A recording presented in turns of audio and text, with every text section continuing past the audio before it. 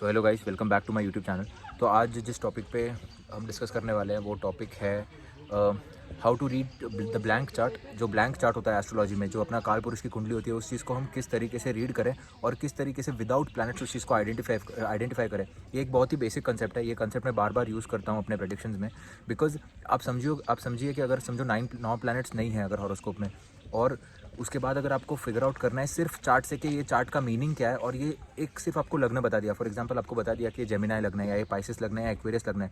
Aquarius लग्न की basic life कैसी होगी विदाउट प्लैनेट्स, आज हम वो देखेंगे। तो उसके बारे में मैं सिर्फ एक बेसिक कंसेप्ट दूंगा, कुछ कंसेप्ट दूंगा जिसके ऊपर से आपको ये बात क्लियर हो जाएगी कि जो पॉइंट के बारे में मैं बात कर रहा हूँ वो किस तरीके से काम करता है। And you don't need planets and conjunctions always. अगर आप, क्योंकि astrology is all about mix and matching the predictions. If और देन का काफ़ी ज़्यादा कॉन्सेप्ट है एस्ट्रोलॉजी में, क्योंकि अगर आप किसी का मार्स एक्सॉल्टेड है तो आप कभी ऐसे ज़रूरी नहीं कि आप उसको बोल ही सकते हो कि तू एग्रेसिव ही है नहीं है। आपको देखना पड़ेगा मार्स अगर एक्सॉल्टेड है, पर अगर सैटर्न अगर सही नहीं है और उसको कर्म की शक्ति नहीं मिल रही है तो वो नहीं हो सकता स्ट्रॉन्ग, या फिर उतना एग्रेसिव वो नहीं हो सकता, उतना एग्रेशन से वो काम ही नहीं कर सकता। सो ये ऐसे अलग अलग कॉन्सेप्ट होते हैं, ये सब आगे एडवांस कॉन्सेप्ट है। The concept I am talking about is conjunctions, नक्षत्र, ये सब काफ़ी आगे के कॉन्सेप्ट है। बट अगर आप बेसिक एस्ट्रोलॉजी सीख रहे हो, बहुत ही बेसिक, तो उसके अंदर आप कैसे फाइंड आउट कर सकते हो, और ये बहुत अच्छी तरीके से काम करती है। तो मैं ऐसी इंटेंशन रखता हूँ हमेशा कि मैं ज़्यादा से ज़्यादा प्रॉब्लम्स के बारे में बात करूँ एस्ट्रोलॉजी में, और ज़्यादा से ज़्यादा ऐसी चीज़ों के बारे में बात करूँ जो चीज़, अगर अच्छी चीज़ें होंगी तो वो आपको पता ही होगी कि अगर आपका लग्नेश एक्सॉल्ट हो चुका है, आपका लग्नेश फर्स्ट हाउस में बैठा हुआ है, स्वराशि में बैठा हुआ है, या फिर कोई अच्छे, तो आपके वो ताकत आ जाएगी फाइट करने की। बट हाउसेस को कैसे चेक करते हैं, आज मैं उस बारे में बात करने वाला हूँ। तो आज हम फर्स्ट जो एग्जांपल लेते हैं वो एग्जांपल लेते हैं हम एक्वेरियस लग्न का। तो फॉर एग्जांपल आपके फर्स्ट हाउस में एक्वेरियस लग्न आ गया है, तो आपके रोग ऋण शत्रु का जो घर है that is the 6th house, वहाँ पर आपके आएगी चौथी राशि दैट इज़ द कैंसर राशि। तो आपको ये बात समझ जानी चाहिए एक्वेरियस लग्न को अपने आप ही, बाकी भी काफ़ी सारी चीज़ों पे ये डिपेंड करेगा, मैं सिर्फ ऐसे नहीं बोल रहा हूँ। बट फर्स्ट पॉइंट जो आपको दिमाग में रखना है कि इनके रोग ऋण और शत्रु जो होंगे इनके घर से पैदा होंगे, वो इनकी ओन फैमिली, बिकॉज आपको जैसे पता है कि 4th हाउस अपनी फैमिली का होता है। तो इनके जो रोग ऋण और शत्रु, जो इनके शत्रु होंगे, जहाँ से इनको प्रॉब्लम्स आएगी एक्वेरियस लगने वालों को, वो अपने घर से आएगी। तो ये आप बेसिक अंदाज़ा लगा सकते हो कि 6th हाउस में कौन सी राशि है, तो वो राशि एक्टिवेट हो जाएगी तो वो लोगों से आपको प्रॉब्लम होगी। इन लोगों को कर्क जो राशि है उन लोगों से भी प्रॉब्लम होगी, और जो घर से जो लोग हैं इनके जो दुश्मन जनरेट होंगे वो घर से ही जनरेट होंगे। तो बहुत बार आपने देखा होगा कि एक्वेरियस लगने वाले लोगों की एक कंप्लेंट रहती है कि घर के लोग मेरा साथ नहीं दे रहे, या बड़े साथ नहीं दे रहे घर के, या फिर मदर से रिलेटेड भी प्रॉब्लम होती है अगर मून की सिचुएशन ठीक ना हुई कुंडली में सिर्फ, तो ही, या और कौन से प्लैनेट बैठे उसके हिसाब से कंजंक्शन होती है। तो ये एक फर्स्ट एग्जांपल हो गया कि आपने छठे हाउस की राशि देख ली, वो राशि के जो कारक तत्व है आपने मैच कर दिया रियल लाइफ के साथ, और फिर आपको वो रिजल्ट मिल गया। जैसे कि आप देखेंगे एक्वेरियस लग्न के 10th हाउस में यहाँ पर आती है स्कॉर्पियो राशि। तो स्कॉर्पियो राशि के बारे में अगर हम थोड़ा समझें तो इनका करियर अब स्कॉर्पियो से रिलेशन में आ चुका है। स्कॉर्पियो की जो चीज़ें हैं वो हिडन एलिमेंट्स है। तो ऐसे लोग ऐसी चीज़ों में काम करते हैं जो कि हिडन होगी, या फिर इनके लाइफ में प्रोफेशन में स्पेशली काफ़ी ज़्यादा ट्रांसफॉर्मेशन आते हैं।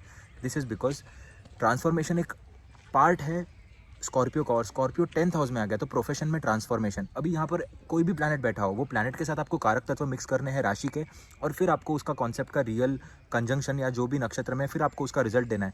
बहुत बार लोग सिर्फ ये देख लेते हैं, फॉर एग्जांपल मर्क्यूरी और वीनस साथ में, तो हमेशा बोल देंगे कि वो लक्ष्मी नारायण योग है। नहीं, आपको घर की राशि देखनी बहुत इंपॉर्टेंट है, और उस घर की राशि की एनर्जीज किस तरीके से मिल रही है वो भी देखना बहुत इंपॉर्टेंट है। So let's come back to Aquarius now. 10th house में यहाँ पर स्कॉर्पियो राशि आती है। स्कॉर्पियो राशि का जो मालिक है वो मंगल है, और स्कॉर्पियो राशि एक जल तत्व की साइन है। तो जल तत्व की साइन है तो पहला आपके दिमाग में ये आना चाहिए कि अपने प्रोफेशन को लेकर काफ़ी अटैच्ड और काफ़ी इमोशनल होंगे। दूसरी बात आपको ये रखनी कि कोई ना कोई हिडन एलिमेंट रहेगा, कोई ना कोई ऐसी चीज़ होगी इनके प्रोफेशन में जहाँ पर मार्स की एनर्जी होगी, यहाँ पर एग्रेशन होगा। थर्ड थिंग, काफ़ी ज़्यादा अनसर्टेनिटीज़ हो सकती है यहाँ पर प्रोफेशन में, अप्स एंड डाउन्स आएंगे काफ़ी सारे, बिकॉज मार्स की एनर्जी वैसी है, स्कॉर्पियो राशि की एनर्जी वैसी है। फोर्थ थिंग, ऐसे लोग सीक्रेटिव एजेंसीज में भी आपको काम करते हुए मिलेंगे। ऐसे लोग काफ़ी ज़्यादा टाइम इंश्योरेंस में भी काम करते हुए देखे गए हैं अगर इनका मर्क्यूरी वहाँ पर बैठा हो तो ये हो गया एक्वेरियस लग्न का मालिक, एक्वेरियस लग्न का एग्जाम्पल। तो सेकंड एग्जाम्पल हम जो यहाँ पर लेंगे वो हम पाइसेस का एग्जाम्पल ले सकते हैं।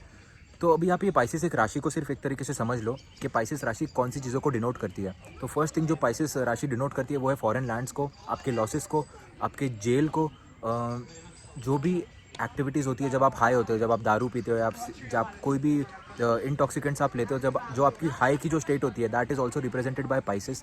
Pisces are also the unnatural things. Space, dark element जो स्पेस में होता है वो भी आप पाइसेस के अंडर आता है कहीं ना कहीं। तो पाइसेस आपके चार्ट में कहीं भी है वो एनर्जी कैरी करेगा। अगर आपका पाइसेस फर्स्ट हाउस में, तो इंसानों को ये चीज़ों के बारे में काफ़ी ज़्यादा इंटरेस्ट होगा वो स्पेस के बारे में पढ़ेगा, एस्ट्रोलॉजी पढ़ेगा, जो भी चीज़ें दुनिया में रियलिस्टिक है, रियलिस्टिक नहीं है, वो उनके बारे में ज़्यादा पढ़ेगा। तो फॉर एग्जांपल मिथुन लग्न की कुंडली लेते हैं यहाँ पर। मिथुन लग्न के 10th हाउस में पाइसेस आता है। आप कहीं सारे लोग देखेंगे मिथुन लग्न के जो फॉरेन बैंक्स में काम करते हैं और जो फॉरेन से रिलेटेड काम करते हैं, फॉरेन मल्टीनेशनल कंपनीज में काम करते हैं, क्योंकि 10th हाउस में पाइसेस की राशि है, प्रोफेशन कहीं ना कहीं फॉरेन से रिलेट हो जाता है या फिर वो फॉरेन लैंड पे जाकर काम करते हैं। तो इस तरीके से आपको राशि का जो है कारक तत्व वो हाउस के साथ पहले मिक्स करना है और फिर उसके अंदर प्लैनेट मिक्स करके आपको फिर कोई भी चीज़ के तात्पर्य पे या फिर कोई भी चीज़ के रिजल्ट पे आना होता है, नहीं तो फिर वो प्रेडिक्शन रॉन्ग जा सकती है। ऑफ कोर्स अगर आपको टाइमिंग ऑफ इवेंट देखना है तो फिर आपको दशा, अंतरदशा, प्रत्यंतर दशा, उसके अंदर जाना पड़ेगा, पॉइंट्स के अंदर जाना पड़ेगा, किस तरीके से कौन से ट्रांजिट्स हो रहे हैं। That is whole completely different story. But मैं आपको सिर्फ एक एग्जांपल देना चाहता था, जैसे कि मैंने एक्वेरियस लगने का एग्जांपल दिया, अभी पाइसेस का एग्जांपल दिया, वैसे ही आप कोई भी चार्ट उठा लो, पहले आप सिर्फ हाउसेस को राशि के साथ पहले मिक्स कर लो और फिर उसके अंदर प्लैनेट बिठाओ। ज़्यादा बार मेरे को एक कमेंट भी आया था और मेरे को एक ईमेल भी आया था कि how can you come to conclusion so very fast, because इसको मैं एक स्टेप के जैसे देखता हूँ। जैसे मैंने पहले हाउस ले लिया, हाउस के कारक तत्व ले लिए, हाउस के कारक तत्व के बाद उसको राशि के साथ मिक्स किया, फिर उसके बाद नक्षत्र को मिक्स किया, फिर नक्षत्र के एक्सचेंजेस देखे, फिर उसके बाद मैं प्लैनेट और कंजंक्शंस के पास आता हूँ। तो ये है मेरा series of working. I hope you like this video. Basic video बनाया है एकदम, ताकि आप बेसिक आपको बता सकूँ कि मैं किस तरीके से सोचता हूँ और किस तरीके से कंसल्ट करता हूँ। If you like this video do subscribe my channel. Thank you so much.